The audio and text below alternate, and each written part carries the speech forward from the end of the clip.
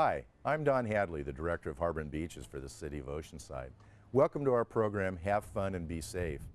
The Harbor and Beach area is one of the most beautiful areas in Oceanside. In the summer, it's the main destination for both residents and visitors. It is always a lot of fun, but it can also be a place where hazards are present. It is for this reason that the Department of Harbor and Beaches has two public safety divisions that work together to ensure that beachgoers and boaters have a safe and fun experience during their visit. The Harbor Police and Lifeguard divisions work together hand in hand to accomplish this mission. During this program, you will learn about what their responsibilities are, how they work together, and how you can follow some basic safety guidelines so that these two divisions won't be called upon to rescue you. First, let's hear from the Harbor Police Sergeant Dan Polder to learn more about his division. Hello, my name is Dan Polder, and I'm the Sergeant of the Oceanside Harbor Police. The Harbor Police wear many different hats and probably have the most diversified job of anyone in the city. We are rescue boat captains, firefighters, scuba divers, EMTs, and police officers, which is what we do most of the time. This room where I'm sitting is our communications center. By using radios and computers, we're able to manage rescues, emergency operations around the harbor and at sea. During an emergency, such as a vessel capsizing at the entrance or a boat fire at sea, an officer can coordinate the rescue boat and other assisting agencies. From this room, we can talk to the police boat and direct it to the vessel in distress. We can also talk with the vessel in distress, the Coast Guard, lifeguards, Oceanside Fire Department, and the Oceanside Police Department. When there is a vessel in distress, everyone comes to help. The Harbor Police have seen all types of emergencies, like vehicles sinking at the launch ramp, boats washing up on the beach, boats sinking in their slips, a jet ski on the rocks, and boat fires. We have 3 boats, a 21-foot and 2 29-foot rescue fire boats. The boats were originally designed as a lifeguard rescue boat, but we had the builder extend the deck and add a fire pump. One advantage a fireboat has over the fire engine is that we have an endless supply of water. We pump ocean water through a 6-inch hole in the bottom of the boat. Our boats are designed to operate in any type of weather at any time of day. Using the radar, we can maneuver in zero visibility. We can also use a GPS, a global positioning system, that is accurate to within a couple of yards of the vessel in distress. We are the first responders to medical emergencies at sea, so we carry a complete first aid supplies, oxygen, and an AED. We carry 200 feet of tow line for towing disabled vessels, and another 250 feet of tow line if we need it. One of the most serious problems we respond to is a vessel taking on water. We have 3 systems for pumping out water of a sinking boat. We also carry a supply of various damage control plugs to fill the holes where the water is coming in. Let's go down to the dock and I'll show you our fire and rescue boat. This is our 29-foot rescue fire boat. This was originally designed as a rescue lifeguard boat up in Newport, and we had the manufacturers, when we had it built, add a fire pump and extend the deck. Let me go aboard and I'll show you the rest of the boat. Starting with the back deck of the boat, this is our rescue area. We like to keep it clean and simple, so nothing gets in your way. We have a rescue ring for throwing for victims in the water. On this side are fins and the lifeguard tube for making water rescues. And on this side is the towing lines and the dewatering pumps. As we move forward, the prominent point on the boat here is the tow bit. This is where we hook the tow lines up, kind of like a tow truck or a fifth wheel on a tractor. Underneath these cabinets is the fire hose. The center one are the connections. We run 2 fighting lines off the center. We can also run a 2.5-inch line like the fire trucks pump, and we can pump water up to the street. In the case of losing water pressure, like in an earthquake or something, we can run 2.5-inch up and supply the fire department, or we can supply hoses up on land. Under this cabinet is 200 feet of tow line. We've used this line to tow anything from a 110-foot boat down to a jet ski. We also have another 250 feet of line inside the boat that we can add to this if we need to. Underneath these hatches are our propulsion engines and our fire pump. Under the center is the fire pump. It's not as big as a fire truck, but it'll pump a lot of water. It'll do about 200 gallons a minute. Up on the helm station, we have all the gauges just like you would have in a car, twin throttles, forward and reverse, and the fire pump controls. On the left are electronics. This is the radar, which we use for navigation and limited visibility or at night.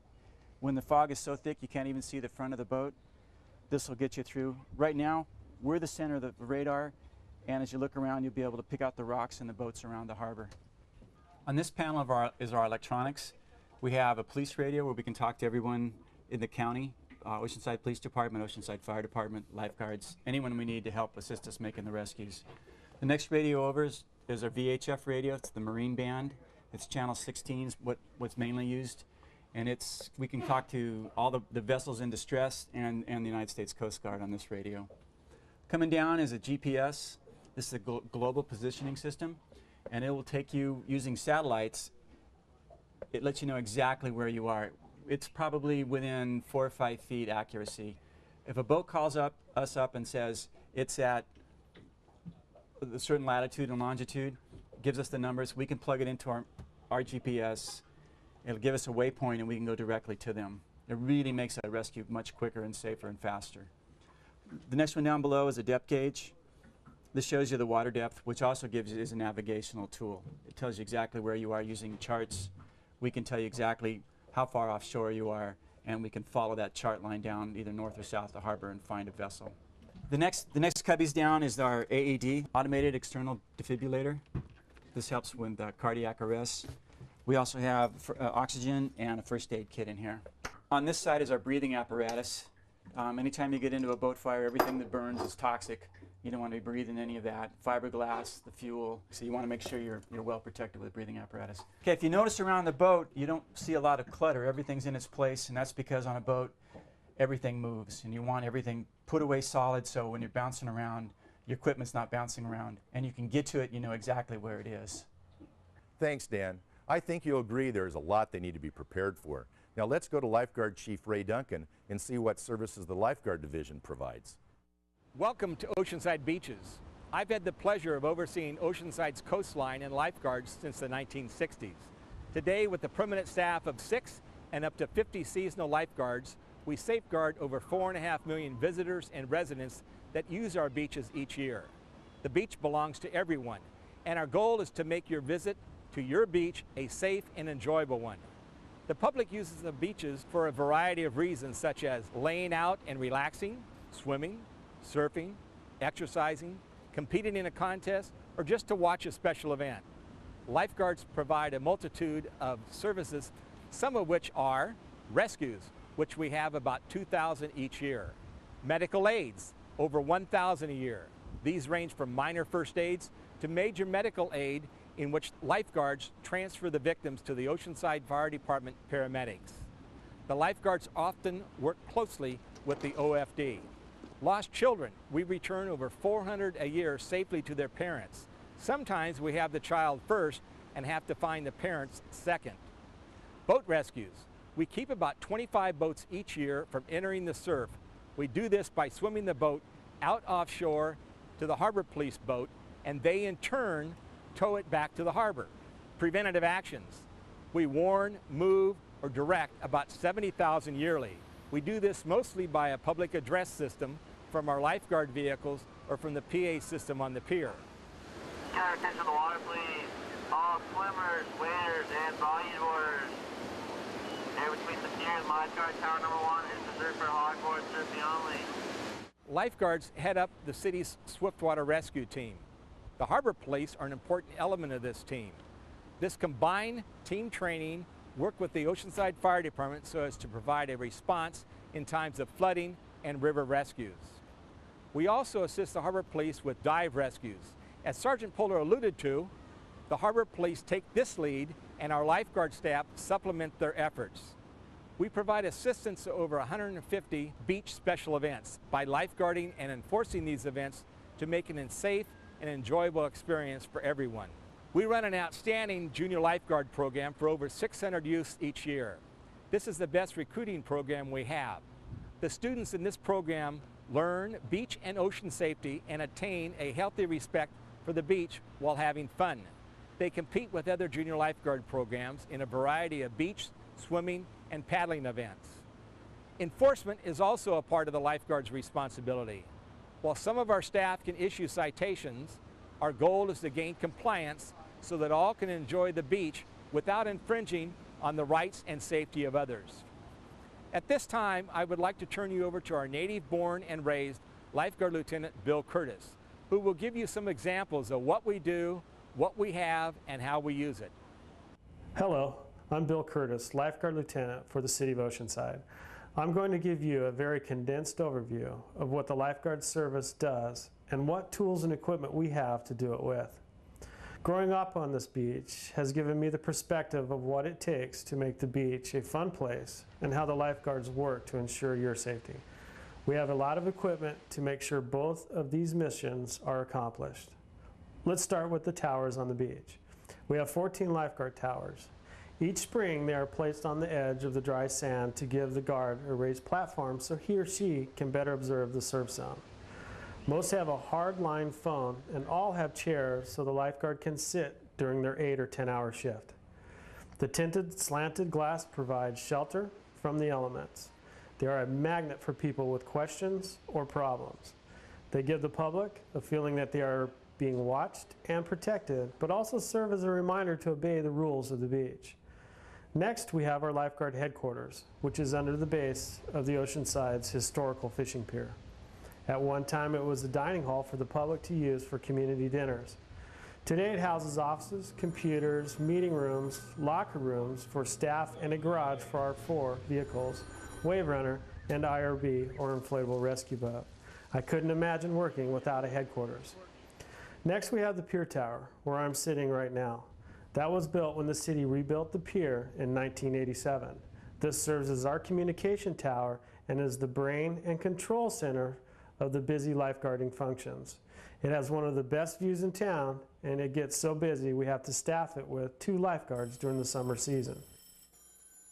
We have one of the oldest telephone systems on the coast, but it serves us well and allows control and multiple phone conversations to go on at the same time.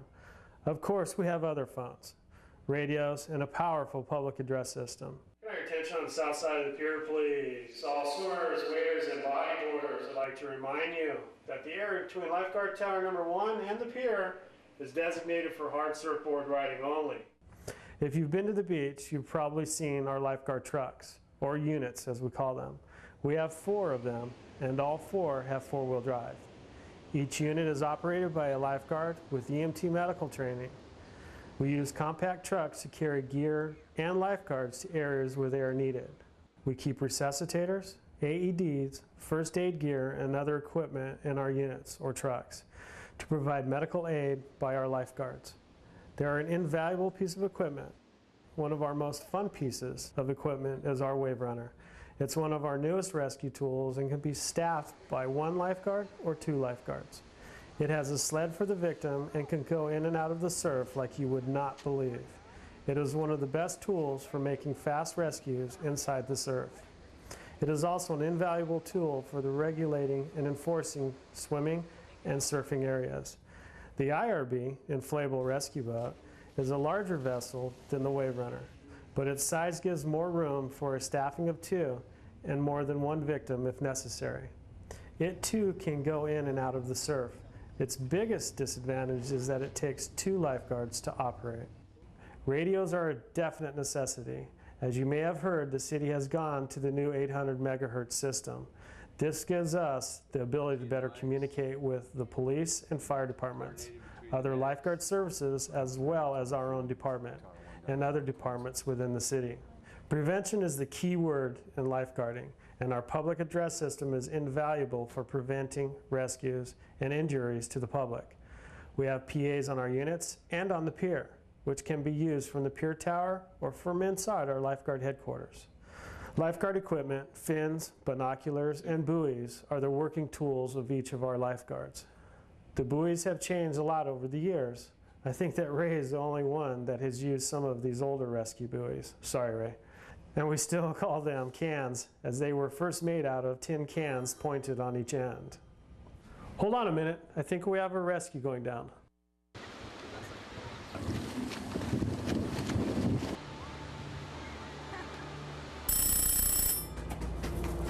Tower 2.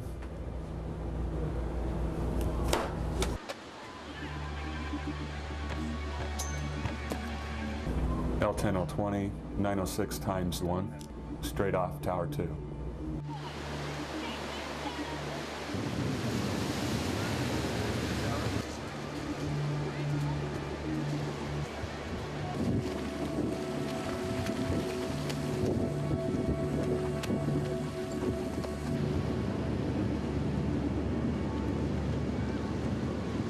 L10 Rescue 1. I have one guard out and one victim off of Tower 2 requesting the boat. 10-4, we're out.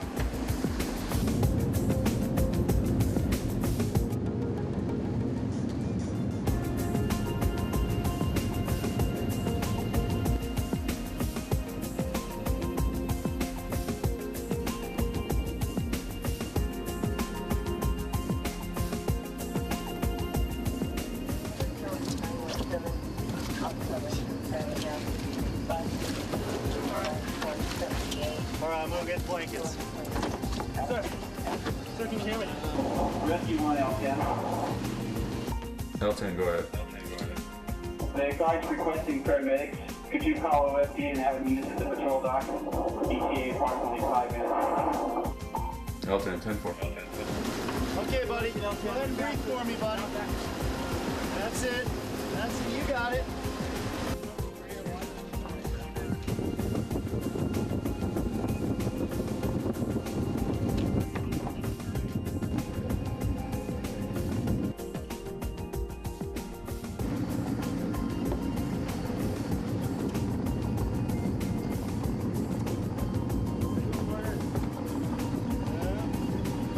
He was underwater at all at any point in time? Okay. What mentation was he when you found him? Was he just been like this the whole time for you? She was responsive. Unresponsive? I don't know. You have to ask the guard. We just got there. Okay. Get underwater? No, he was just bobbing in and out. Okay. Back looks good. Back looks good. All right, going back. 1, 2, 3. 2, 3.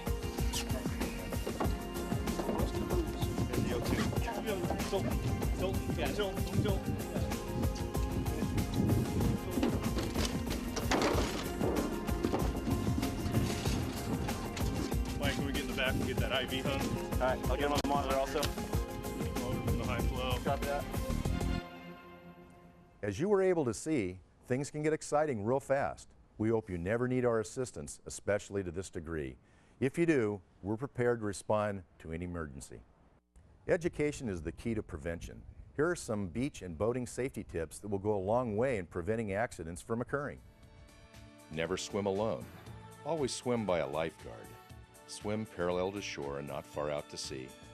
Always ask a lifeguard about surf conditions. And never dive into unknown water. Should you get caught in a rip current, swim parallel to shore. Then come in. Use sunscreen. Do not play in or around fire rings. Always keep fires in city rings only and put out with water, not with sand. Always obey the directions you receive from lifeguards. Wear a life jacket while boating. Always pre-check your safety equipment on your boat before going out. And make sure weather conditions are good for safe boating and that someone on shore knows where and when you're taking your boat out and when you'll be back. We hope you enjoyed this program on harbor and beach safety. With the information we've covered, you are now all set to come to the harbor and beach to have fun and be safe.